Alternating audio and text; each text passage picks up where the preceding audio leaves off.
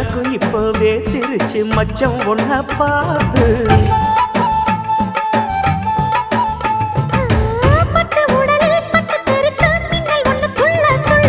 வெக்கம் துடிக்க விளக்கணைக்க ஜன்னல் கண்ணை மூடிக்கொள்ள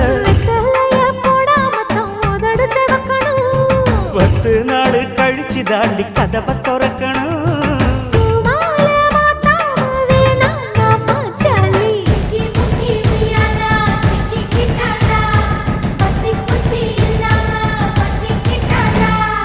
மச்சாங்கிட்ட முந்தானைய தந்து வப்பாளா